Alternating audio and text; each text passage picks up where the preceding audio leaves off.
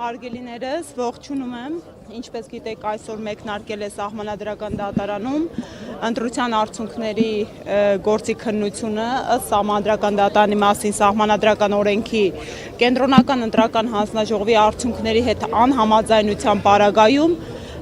ընտրության մասնակից քաղաքական ուժերը հնարավորություն ունեն բողոքարկում իրականացնելու։ Այս պահի դրությամբ մենք կարելի ասել Հայաստանի Հանրապետության ողջ պատմության ընթացքում աննախադեպ իրավիճակում ենք, որովհետև ընտրության մասնակից այս քանակի ուժեր երբեք դիմում չէին ներկայացրել։ Հիմա քննվում է 7 քաղաքական ուժերի կողմից ներկայացված դիմումներ, բոլորն էլ դիմել են ընտրության արդյունքները անվավեր ճանաչելու հիմքով։ Մասնավորապես ես ներկայացնում եմ Ուժեղ Հայաստան դաշինքը, մենք օգտվել ենք անվավերության բոլոր 3 հիմքերից էլ։ Այս պայդրությամբ գործի քննությունը հետևյալ փուլում է, դիմումատուները ներկայացնում են իրենց դիմումները եւ 3 քաղաքական ուժ արդեն ներկայացրեցին եւ հիմա ընդմիջման փուլում ենք գտնվում։ Ներսում ինչ է կատարվում, ինչպիսին է նաեւ դատավորների տրամադրվածությունը, որ միշտ ասում էր կողմնակալ են հաշվի առնելով, որ նրանց իշխանությունն է նշանակել, նկատելի է դառնում, թե ոչ։ Տեսեք, նախ նիստը բնականon չսկսեց, սկզբնական շրջանում առաջ ի սկզբանե քննարկվեց հենց անաչառության խնդիրը, կրկին միջնորդություններ, մի քանի տեսակի նորովի միջնորդություններ ներկայացվեցին, իհարկե մի քիչ սահմանադրաիրավական տեսանկյունից հետաքրքիր կլիներ մասնագիտական քննարկումներ անել, եթե չլինենք այսպիսի իրավիճակում, իսկ իրավիճակը հետևյալն է. ցավոք սրտի մեր երկրում որոշակիորեն սահմանադրական մշակույթը կաղում է, կա սահմանադրություն, կաղում է սահմանադրականությունը եւ ես լիահույս եմ, որ բարձր դատարանը իր անվանը այնուամենայնիվ հավատարիմ մնալով կկաշկանդվի այն փաստարկներով, որոնք այս քաղաքական ուժերը հենց հիմա ներկայացնում են, իսկ հավատացեք, քաղաքական ուժերի կողմից ներկայացված փաստարկները իրենց մասշտաբով այնպիսին են, որ լիովին հիմնավորում են, որ չէր կարող ընտրության արդյունքների վրա կոնկրետ մեկ քաղաքական ուժը, խոսքը քաղաքացիական պայմանագիրն է, իր ողջ նախընտրական գործընթացում, հենց բուն քվեարկության օրվա գործունեությունը հետևանքներ չթողեր ու չազդեր այն արդյունքների վրա, որին ի վերջո ականատես եղանք եւ դրա էպոպեան էլ արդեն կենտրոնական ընտրական հանձնաժողովի միջոցով մի ողջ քաղաքական ուժի խաղից դուրս թողելն էր 3/5 իրականությունը փոխելու նպատակով, այսինքն ինչ տեղի ունեցավ կոնկրետ հաշվարկային 2 տեղամասային կենտրոններ անվավեր ճանաչեցին արդյունքները ու ասեմ ավելին, նմանաբնույթ իրավիճակ ունենք մի շարք այլ տեղամասային կենտրոններ, ինչու հենց այդ 2 տեղամասային կենտրոնները կենտրոնական ընտրական հանձնաժողովը սեփական նախաձեռնությամբ արդյունքների անվավերության ուղով գնաց եւ վերաքվեարկություն չնշանակեց, ստացվեց, որ մոտ 30 ձայնի պատճառով շուրջ 60,000 ընտրողի կամքը առ-ոչինչ դարձավ։ Ասում են դա այլ ընդդիմություններ, որտեղ ասում են այդտեղ զինվորներն են քվեարկել, ժամի խնդիրը դա բաց այդ մանիպուլյացիա եւ սուտ, ասեմ ավելին, փորձում են մի անգամ ներկայացնել, որ ընդդիմության դիմումների հիման վրա են անվավեր ճանաչել, դա տեղի է ունեցել կենտրոնական ընտրական հանձնաժողովի կողմից սեփական նախաձեռնությամբ, իսկ զինվորներին թիրախ դարձնելը եղել է պատասխանատուների սխալ աշխատանքների եւ զինվորների տեղավորման ուղեկցման արդյունք, որովհետև ինչ է նշանակում զինվորներին դարձնել մի ողջ հանրության թիրախ, 8-ին մի քանի րոպե պակաս տանել տեղամասային կենտրոն, մտցնել շինություն եւ կարգ է խախտվել, այո, եթե իրենք 8-ին 1 պակաս էլ մտնեին տեղամասային կենտրոն, իրավունք ունեին մինչեւ վերջ իրականացնելու քվեարկությունը, բայց տեղամասային կենտրոնում չեն գտնվել, իրենք շենքում շինությունում են գտնվում եւ պարբերաբար տեսահսկվող սենյակից դուրս էին իրականացում, այնպես որ կարգը խախտված է եղել։ Պատրաստ եք նոր ընտրությունների, եթե օրինակ տեսականորեն ստացվի այնպես, որ Սահմանադրական դատարանը կհամարի այս ընտրությունները անվավեր եւ նոր ընտրություններ կգործեն։ Իսկ եթե մենք պատրաստ չլինենք, արդյոք մենք անվավերության դիմում կներկայացնենք։ Բնականաբար, եթե մենք լեգիտիմությունը այս ընտրական գործընթացի վիճարկում ենք, եթե մենք փաստարկներ ենք ներկայացնում, որ միջամտություններ են եղել եւ միջամտությունները իրենց տեսակով, քանակով ու ծավալով այնքան են եղել, որ էական ազդեցություն են ունեցել վերջնական արդյունքների վրա, բնականաբար մենք պատրաստ ենք բոլոր զարգացումներին, առավելապես անվավերության հիմքով զարգացումներին։ Շատ անկառույց հայտարարություն է կարել իրանցի անկլավ լինելու Հարգելիս, մենք նախ առաջին հերթին հիմա սահմանադրական դատանի դիմաց ենք գտնում, երկրորդն էլ այդ թեմատիկայով ես բացատրություն տեսանյութ եմ ներկայացրել, կխնդրեի ծանոթանալ։ Ալիկ Ալեքսանյանի ձերբակալությունը ընտրություններից առաջ ինչով եք պայմանավորում եւ միջազգային ինչ-որ արձագանք ինչու չկա։ Ալիկ Ալեքսանյանի ձերբակալությունը դասական քաղաքական միջամտություն է, քաղաքական հետապնդում է մեր ուժի նկատմամբ եւ ոչ միայն Ալիկ Ալեքսանյանը,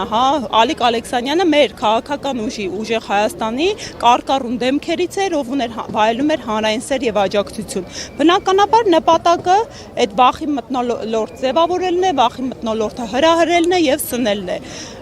Եվ ես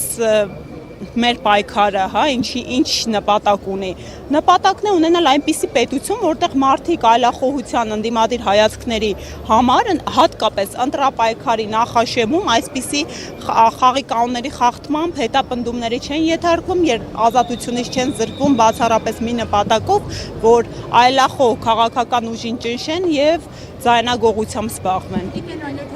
Ընտրություններ նշանակվի, որքանով եք լավատես, որ նույն ընտրախախտումները չեն կրկնվի եւ ինչ միջոցներով եք փորձելու ազդել կանխել դրա վրա։ Տեսեք, եթե մենք վախերով առաջնորդվենք, օրինակ մտավախություն արտահայտենք, որ էլի են ընտրախախտումներ լինելու, էլի միջամտություններ, այսինքն մտածելով, որ սցենարային զարգացումները կրկնվելու են, հաշտվենք ապօրինի ոչ լեգիտիմ իրականության հետ, մենք այնուամենայնիվ մեզ կաշկանդում ենք ու կաշկանդել ենք, ինչքան էլ որ մեր նկատմամբ իրավունքի շրջանակները սահմանազանցվում են, առաջնահերթություն ենք հռչակել իրավունքի գերակայությունը, օրենքը եւ օրինականությունը եւ հետեւապես եթե տեսնում ենք ու արձանագրել ենք այսքան մասշտաբային խախտումներ,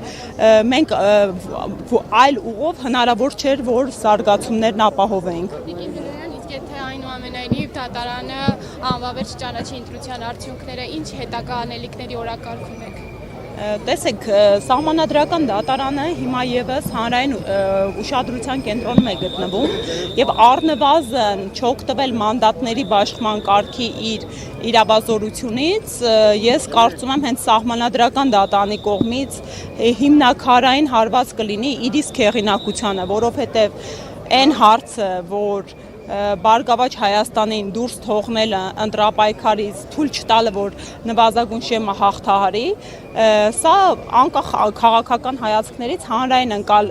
ընկալելիության տեսանկյունից անվիճելի հանգամանք է, բոլորը ասում են, որ առնվազն վերաքվեարկությունը պետք է ապահովել։ Հետևաբար սա արհեստական միջամտություններ ու ես թույլ տվեք այնուամենայնիվ որպես սահմանադրագետ համոզմունք արտահայտեմ, լիահույսություն ավելի ճիշտ արտահայտեմ, որ սահմանադրական դատարանը այդպիսի բախտորոշիչ ու սուր հակաիրավական ուղղությամբ չի գնա։ Այսօր եք որոշելու մանդատները վերցնել։ Ոչ, մենք հայտարարել ենք, դեռևս գործընթացներ է գնում, սահմանադրական դատարանում քննություն է ընթանալու 15-օրյա ժամկետով եւ ըստ զարգացումների եւ նաեւ ըստ մեր ընտրողների հետ հանդիպումների ու քննարկումների որոշումը կայացնելու։ Մենք փորձելու ենք մաքսիմալ բոլոր ցանկություն հայտնած մարդկանց, իսկ մեր ընտրողներից բավականին բազմամարդ հատված է ու զանգված է անընդհատ կապի մեջ լինում, փորձում ենք բնականաբար իրենց հետ քննարկումներ կազմակերպել, ասեմ ավելին։ Բազմաթիվ քաղաքացիներ հիմա իրենց նախաձեռնությամբ գալիս եւ անդամագրվում են մեր կուսակցություն։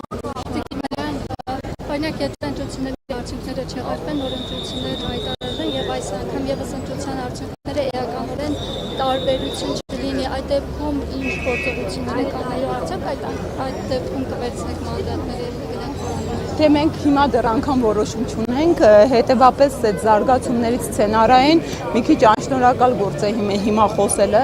բայց այնուամենայնիվ մենք տեսանք, որ այդ սպառնալիքների հրիսրի պայմաններում ահի ու վախի մթնոլորտի ձևավորման ու խթանման պայմաններում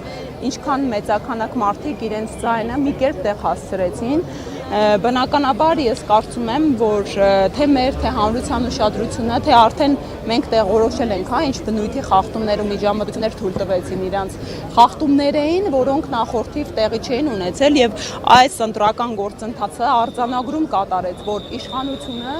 գնաց լրիվ նախկինի տրամաբանությամբ, այլևս իրենք իրենց հռչակած ժողովրդավարության, հեղափոխության արժեքները դավաճանեցին եւ իրենք ասեմ ավելին, հա, ի տարբերություն անդադ համեմատում են, բա նախկինում այսպես էր արվում։ Իրենք կաշկանդված են մի քանի հարյուրապատիկ ավել անգամ մեկ քվեաթերթիկի միջամտություն իրականացնելու, իսկ միջամտությունները բազմատեսակ էին, հարյուրավոր տեղամասային կենտրոններում էին եւ ողջ նախընտրական քարոզչության ծիրում էին աննախադեպ մեծականակ ծավալներով։ Հետևաբար մենք վերահսկողական մեխանիզմներին ավելի լուրջ ու ճշգրիտ ձևաչափով ուշադրություն կդարձնենք։ Շնորհակալ եմ։ Բաժանորդագրվեք Արմաթ մեդիայի ալիքներին սոցցանցերում, հետևեք մեզ նաև Armat Media AM կայքում։